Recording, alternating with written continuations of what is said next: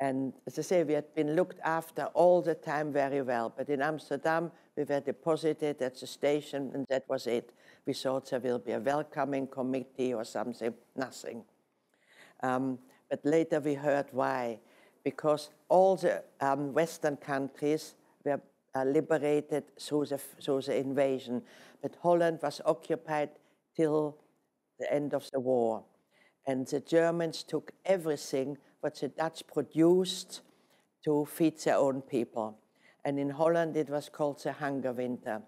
And tens of thousands of Dutch people starved to death in their own apartment. Can you imagine? There were no dogs or cats anymore to see. Everything had been eaten. People went to the farms out in the country, came back with one potato to feed a family of 5. So really, people starved. There was really no food. Can you imagine?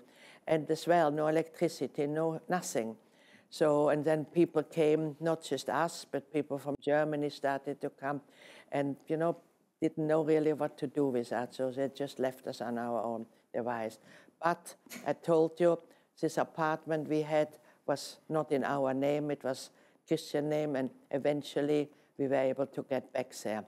All the other Jewish people who came back, like Otto Frank as well, had nowhere to go because their apartment, it was, again, everything was taken out and shipped to Germany, and Christian people moved in with their own furniture, and that was it. You couldn't own it at the time. You didn't buy it, you just rented it. So, and it was a really hectic time.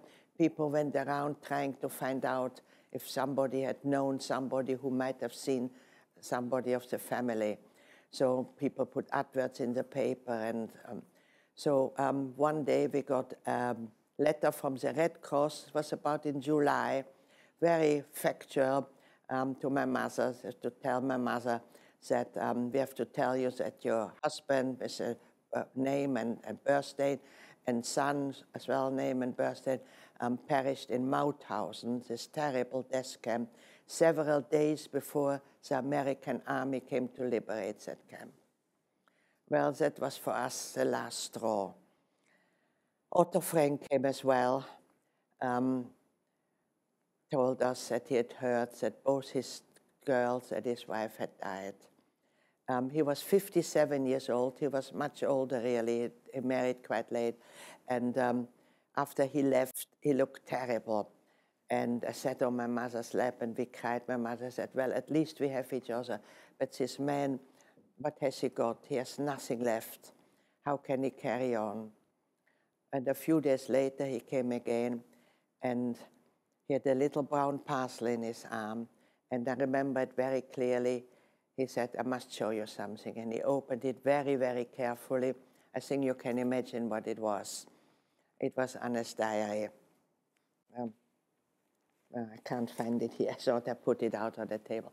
It was Anna's diary. And he had tears in his eyes. And he said, I must read you something.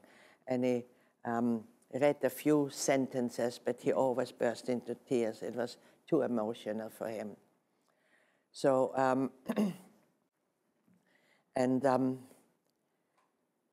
well, after he got it, I said to my mother, what about Heinz's paintings? Now I have to tell you a little something else. I told you Heinz was such a wonderful musician, but while he was in hiding, of course, he couldn't make any music. He had to be quiet in a little room. He was not even allowed to look out of the window because it was quite dark. He sat there, and so he was very artistic, so he thought he'll try something else, and he started to paint. And he created some wonderful, wonderful oil paintings. And the last conversation I had with him in the cattle truck was, he told me when they escaped from this woman who blackmailed them, he hid the painting under the floorboard with a note on it that belongs to Heinz and Erich Geringer, and after the war, we are going to come and pick it up again. And I said to my mother, well, Otto has a diary of Anne, let's go and pick up those paintings of Heinz. But, you know, we were reluctant to go to this house because through this woman who blackmailed them, all this had happened to us. But nevertheless, we did go. And luckily, she had disappeared, and then a young couple lived in that house. And we told them about paintings under their floorboard, and they looked at each other. They said, crazy people. And they didn't want to let us in. But we both started to cry, and then they said, okay, go and look. And indeed, we found those amazing paintings. I've got some pictures of it. I'll put it out later. You can have a look. And, you know, this is wonderful to have this. And a few years ago, I donated them to the Resistance Museum in Amsterdam, so that many people can see it. But besides that, he wrote as well many poems as well, and we found 200 poems. And as he was so sensitive, you know, he was quite afraid of dying, and some of them are very, very sad. And I will end later to read one of it for you.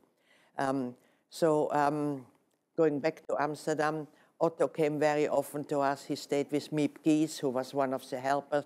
She just had a baby, and it was a small apartment. He didn't want to be there in the way, so he came around very often, and my mother cooked him a meal.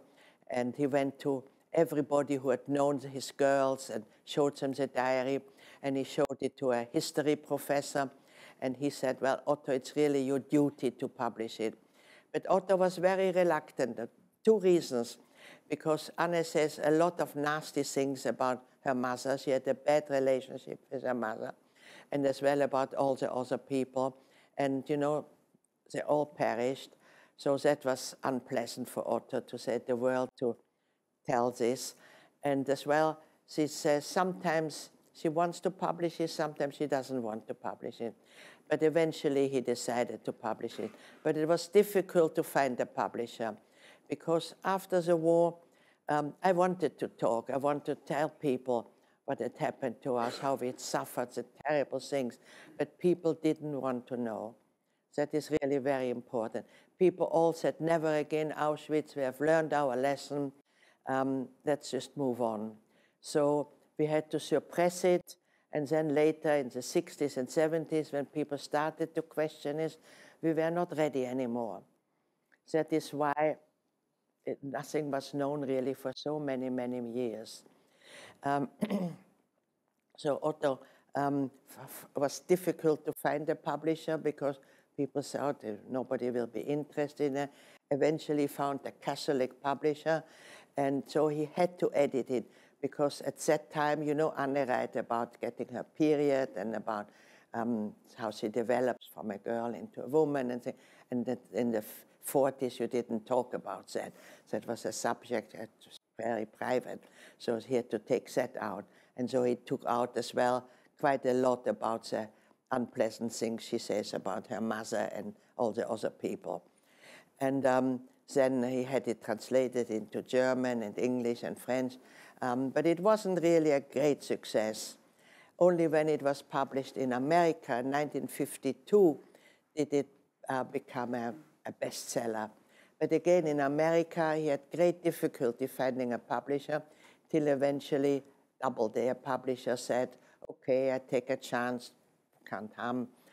I don't think he got even any money for it. And can you imagine how all the other publishers who turned it down, how sorry they are, because they sold millions and millions of it in the American edition. So Otto came to us very often, and I was full of hatred, and he was an amazing person. You know, he had lost everybody. He said, I don't hate anybody, not even the Germans. And I questioned him, how can you not hate them, you know? He said, well, they're not all bad. And he always said, I'm German myself. And that was, you know, we found this very amazing. And later, my children, he said to them, come from a good German family. And we said, how can you associate with a German? But, you know, his family was in Germany from 1700. And they were very proud of the literature. Otto loved the literature, the music. He was a real German. He fought in the First World War. He was an officer on the German side. And it's difficult. And as I say, he was already an older man. And you can't just lose your whole personality. But I was shocked that he didn't hate anybody. And he said to me, if you go through your life hating people, the people you hate don't know, they don't suffer, you will suffer. And that was true. I was really very, very miserable. And I had to finish school. I didn't relate to my classmates. I thought I was much older than them. I felt as an adult. And when I finished, I didn't know what to do. I didn't want to study. I did a little art course at the university, but I was restless. And Otto and my mother decided I should become a photographer. And I didn't really care. Whatever they would have said, I would have said yes.